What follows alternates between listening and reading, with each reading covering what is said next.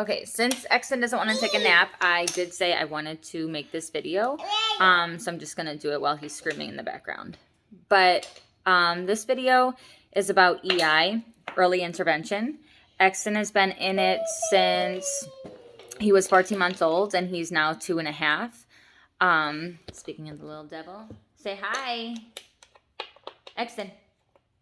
Exton. 1, 2, hi. Yeah, hi. Yay.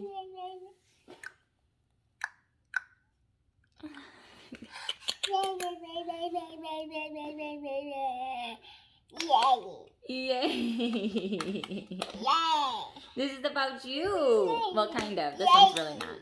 Yay. You're funny. Okay. So, with Yay! With earlier intervention, if you are assigned okay, so say I got approved for OT, DT, and speech in the beginning.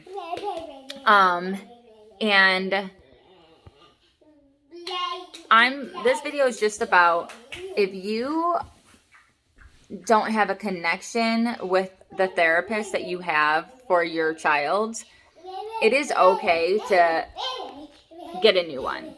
I'm a very outspoken person, and hold on. Okay, so we moved outside. But okay, so my point on this video is if you are going through EI, or if you're going to be going through EI, and you have a coordinator or a therapist that you're just not meshing with, or your child isn't meshing with, it's okay. And they say that to you, that it's okay for you to get a new provider, right? I'm a very outspoken person, and it's even hard for me to request a new provider, or because I feel guilty. I feel bad because I've never ran into it where I just didn't like the person, or I thought the person was mean or anything like that. They've always been super nice, and so, but some of them just haven't been fitting with Exton. And another thing is if you've been going through some sort of therapy and for your child, and you're not really sure what you're supposed to be gaining from that therapist, that probably means that they're not a good fit for your family. So if you are in it for a few weeks and you still don't know what the point of that therapy is, either you can ask them, what am I supposed to be gaining, from this, or was my child supposed to be gaining from this? Or if you're really questioning that, like I was for a certain therapy session, that means again that they probably aren't a good fit. And you should request a new therapist, because you should always be gaining something from your therapist, from your child's therapy. If you're not gaining anything, then, like I said, that's probably not a good fit. I've gone through 2 OTs, and I will be starting with Exton's new OT soon, and I'm excited because she's a sensory-based occupational therapist, and that's exactly what Exton needs, so I'm very excited to start that. I've gone through 2 developmental therapists, and so sometimes I'm like, God, is it me? Am I the problem? And sometimes, gosh, I'll tell you, I am, because when I get overwhelmed, which is very easy to, I tend to shut down, and I won't return phone calls. I won't return emails. I just shut down. So there are times where it's just like, you know, we do therapy almost every day with Exton, and sometimes I just want to just stop. I just want to just, you know, take a breather, and instead of voicing that, I'm a person that kind of just, well, you just won't hear from me, and I'll just disappear for a little bit, which is not good, and I got to work on that as well. But it's also understandable for, you know, moms that are going through EI. It's overwhelming sometimes. I love EI because they do it play-based. So all of Exton's therapy, it's so rough. No, they come to your home and they play with him, but he's learning. Now, if you're not involved in the therapy session, you're probably not going to gain anything, because you really need to be there, because they're only there for an hour. If you're not following through, then, you know, that hour out of a 24-hour day isn't going to do much for your child. So you really should be in that therapy session with your child and be watching and learning what they're doing, so that you could take it away and do those stuff when they're not there. So Exton has come such a far way, because I've learned so much from his therapist. And same thing goes for the coordinator. If you aren't connected with your coordinator, or you don't feel like things are getting done when you're asking for things to get done, you can request a new coordinator. And I got a new coordinator, and I'm telling you, it's night and day. Like, so I feel bad for the people that aren't as outspoken as I am, and they kind of just put up with it because they don't know any difference. So I had a coordinator that every time that I asked for something or requested something, she made it sound like it was impossible to do. And then there were times where she would say, oh, I'll get to it when I can. I have a lot of other families I got to get to, or I got a lot of other things I got to get to. So I'll get to Exton's file when I can. And that is so annoying, because Exton's my only child and he's my number one. And you just made my son like not a priority. And you should never, he just squirted himself in the face. You should never feel like your child isn't a priority. So if you feel as though like they're not making your child a priority, they're not getting things done, you can 1000% get a new coordinator. And I promise you, if you do, hopefully you get a good one like I have, because my coordinator, I'm telling you, her name is Tracy. She is amazing. She knows that there's days where I just shut down, and there's times that I shut down, and she doesn't make me feel bad about it whatsoever. She's like, I totally understand.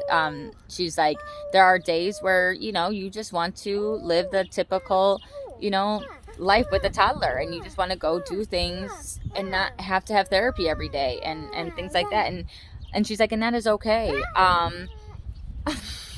Exton, what you doing? And then if I ask for a new therapist or a new service, she's like on top of it, like and never makes me feel guilty for getting a new therapist, never makes me feel bad. It's just, she's amazing. The last time I talked to her, she got me emotional, and it's just because how understanding she is.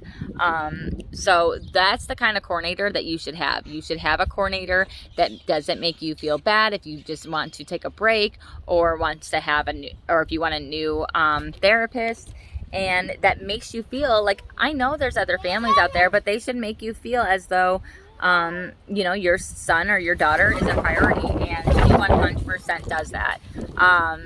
And that's what a coordinator should do. So I'm very, very, very, very thankful that I got a new one, and then I got Tracy, because she's amazing. And a great therapist goes a very, very far way. Exton has a therapist named Kara Rees. She's a DT, and I tell her all the time, I have no idea what I would do without her. She just knows Exton, and she puts Exton like his, like, I can't even put into words. Like, she just is so hands-on and helps me in every way, not just even with Exton, with like if I'm looking into a school or into programs, like she helps me, you know, find other people. She helps me look into schools with me, looks into programs. She's gone to, I have a little preschool that I put Exton in. It's like just getting ready for preschool, to the Park District. She goes to his school, like his class with him. It's an hour long. And if you find a good therapist, it's really hard to even stick with a therapist that you don't feel is putting your child as a priority, because like I feel like I got spoiled with Kara. She's set the bar really, really, really high, and I know not all therapists are going to be like that, but if you're in Illinois and you're looking for a DT, I'm telling you, Kara Reeves, I couldn't, the best DT therapist, the best therapist. I feel like she's done everything. I feel like she helps even with OT, speech, just behavioral, with everything. So, that's sometimes I feel like I don't need any other therapist, because I'm like, oh no, Kara's got this. She can do it. So again, my point is if you don't have, if you're not gaining anything from your therapist, or you don't feel like they're a good fit with your child, it's totally 1000% okay. And I don't want anybody to shy away from that, feeling like they can't, or they're too embarrassed to, or they feel, you know, I don't know, a certain way of for that, because we're doing this for our kids. So getting a new therapist is only going to benefit your child. So again, I'm very outspoken, and it's a hard thing for me to even do. So that's why I'm letting other people know that, you know, people do it, and you should, you 1000% should, because I'm sure if your child could speak up, they would ask themselves. So if you don't do it for yourself, do it for your child, because that's what we're doing all this for. So just make sure, you know, that that you're getting your needs met. So, because that's what they're there for. So that's my little ramble on, it's kind of hard to concentrate and actually make a video when he's awake. So, but all right, I'm also going to make another video soon about first signs that I had for autism. It is April. It's Autism Awareness Month. So the videos that I keep saying that I'm going to make, that I never do, I feel like I'm pushing myself to do it this month, because what month is better to do it other than Autism Awareness Month? So yeah, so that's my video on EI, and then my next video will be on, you know, my first signs of autism in Exton. So thank you guys. Have a good day.